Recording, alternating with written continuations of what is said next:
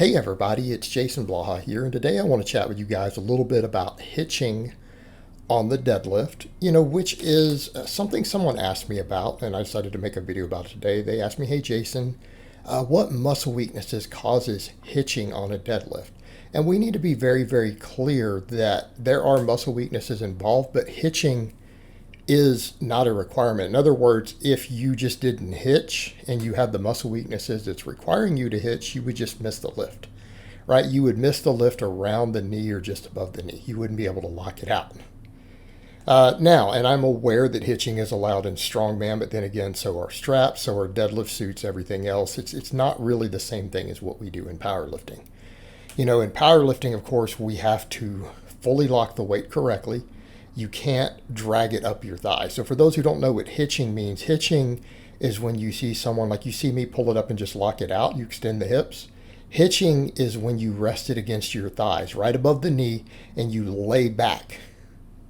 And then you use the thigh to drive it up, like off as a platform to kind of drive it off of. So you press against the upper thigh and then you lay back and then try to lock it out from there.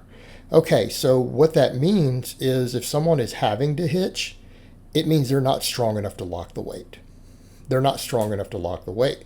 And it's a bad habit that they develop. And here's something I'm going to say. If you don't compete in strongman and you want your deadlifts to be legit, or you're even using the deadlift to build strength and muscle, you can't really hitch. You've got to get rid of the hitching because it's taking certain muscles out of the equation. And that's one of the perks of a deadlift is that it uses so many muscles through the body, right? It teaches us to use them effectively as one unit.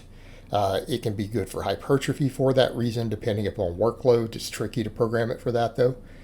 So if we're hitching, we're really not getting the full benefits of the exercise. We're really not, whether it's maximizing strength or whether you're using it for hypertrophy or anything else. So it's one of those habits that you have to avoid getting in the habit of, because particularly if you're going to do a powerlifting meet or you ever just want to deadlift on camera, you want someone to say, yeah, your deadlift is good, because you can't compare your lift to someone else who's doing a correct version of. If you have a standardized lift that we use to determine strength standards, whether it's competitively or strength and conditioning charts, to be a valid comparison, you got to do the same lift as someone else. So if you're hitching and everything, or you're hitching and using straps, and you out deadlift someone else by 10 pounds or whatever who's doing it correctly, in the correct way, meet legal, you can't really claim that you're stronger than them, right? Your claim that you're stronger than them is probably not true. You probably aren't. So there's that to factor in also. But if you're ever going to do a powerlifting meet or you just want to have a valid comparison, for people to say, hey, your lift is legit and it compares to another person, you have to get out of the hitching habit. And it's a habit that once you develop, what do you think happens?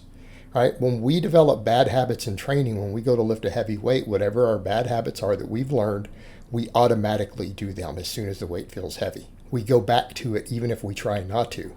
So if you ever hitch in training or you start hitching, it's going to create problems for you. So the hitching itself isn't caused by a weakness.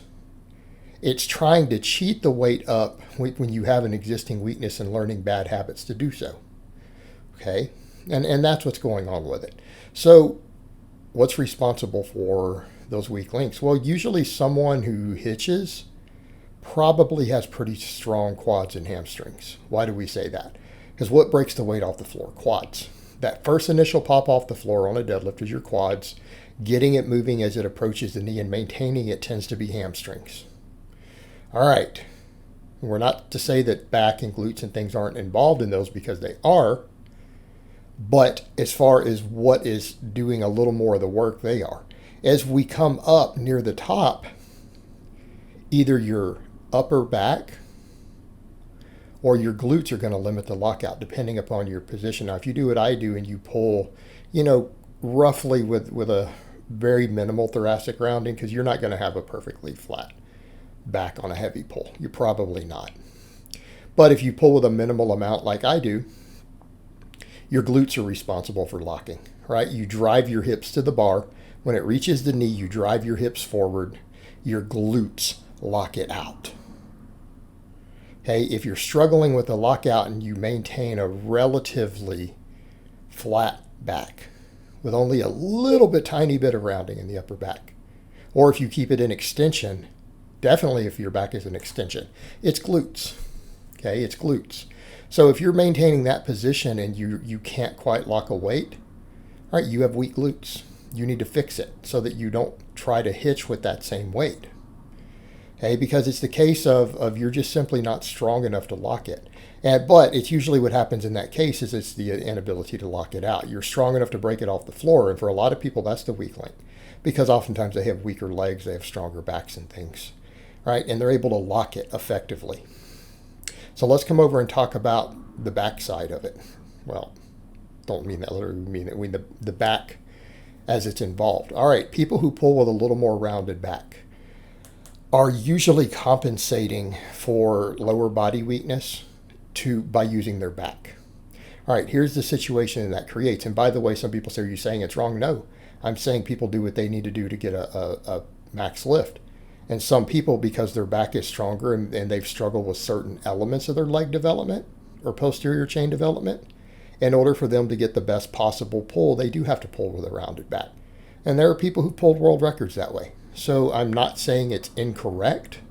I'm saying it's a very advanced technique for very advanced lifters who need to compensate. And they might be getting 20 more pounds out of it because it changes the leverages.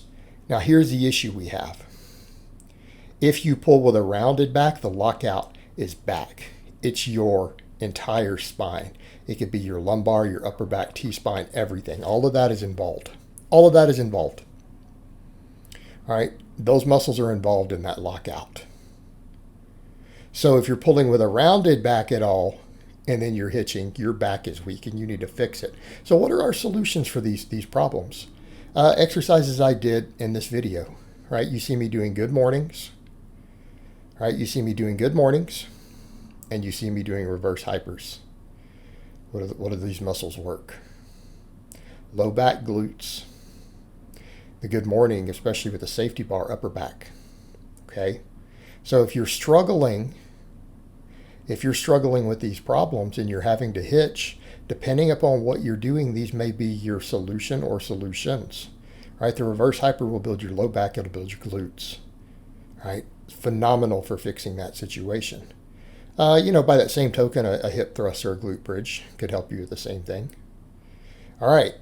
If you're pulling with any sort of round back, what I'm doing right here, the safety bar, good morning. If you're having to hitch to lock it, this may be your solution. Okay. So here we go. We talk about the problem, and then I'm giving you the solutions to it. All right, guys, but that's really all I have to say on that today. I hope it's been informative, and I will talk to you guys next time.